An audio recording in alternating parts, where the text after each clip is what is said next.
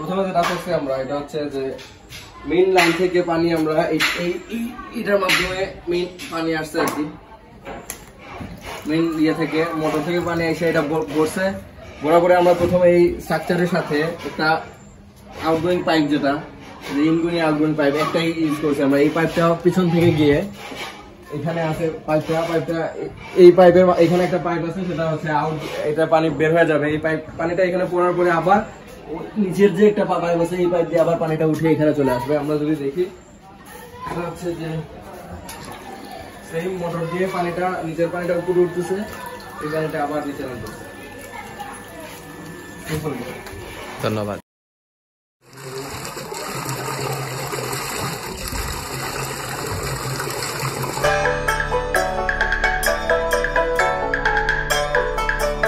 এই প্রজেক্টটা আসলে এমনিতে আপনার যে ঢাকা যদি আমরা দেখি অনেক খরচ হয়, কিন্তু এটা হচ্ছে আমরা ম্যানুয়ালি যদি করে দেখি আমরা যে এখানে হচ্ছে হাফ হর্স পাওয়ার একটা লাগানো হয়েছে আর কি, মোটর লাগানো হয়েছে। তো জাস্ট স্ট্রাকচার ছাড়া জাস্ট হচ্ছে যে পাইপ এবং মোটর এবং এগুলা মিলে হচ্ছে আনুমানিক আপনার 7 থেকে 8,000 টাকার মধ্যে আসলে এটা করা সম্ভব আর কি। এই স্পেসটাতে স্পেস বড় হলে ওইটা হচ্ছে মানে বেরি করে এই হচ্ছে এটা মেইন ফাংশন এবং কস্ট। এটা কত হর্স পাওয়ার? এখানে হচ্ছে আমরা হাফ হর্স পাওয়ার লাগানো হয়েছে, এজন্য পানির প্রেশারটা একটু কম। যদি আরেকটু বেশি লাগানো হতো বা 1 হর্স পাওয়ার লাগানো হতো তখন হচ্ছে পানির ফ্লোটা একটু বেশি মানে হতো আর কি। এই মোটরের দাম কত হাফ হর্স পাওয়ারের? হাফ হর্স পাওয়ার প্রাইস হচ্ছে আমরা বাজারে যে দেখি এটা 2500 থেকে 3000 এর মধ্যে পাওয়া যায়। এটা হচ্ছে আপনার কোম্পানি বেঁধে আর কি বেরি করে।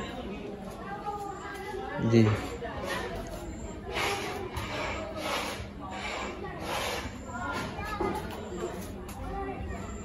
এখানে গ্লাস দিয়ে করলে কেমন হবে? গ্লাস দিয়ে করলে তো এই স্ট্রাকচারটা যে এখানে হচ্ছে আমরা লাগানো হয়েছে যে ব্রিক এবং উপরে একটা প্লাস্টার করা হয়েছে, এই স্ট্রাকচারটা হচ্ছে আপনার ইচ্ছা মতো চেঞ্জ করতে পারেন, কিন্তু অবশ্যই ওয়াটারপ্রুফ হতে হবে আর কি। এখানে যদি গ্লাস লাগাই তো কত এমএম হতে হবে? 10 mm 8 mm লাগানো যায়, বাট অবশ্যই যে ওয়াটার যাতে লিক না করে সেই বিষয়টা একটু খেয়াল করতে হবে। 10 mm এর দাম কত বর্তমান বাজার মূল্য কত? 10 mm এর প্রাইস তো মেবি এখন 140 থেকে 160-170 টাকা পর্যন্ত আছে, বাট এখন কত আছে এটা তো বলা যাচ্ছে না। ধন্যবাদ আপনাকে।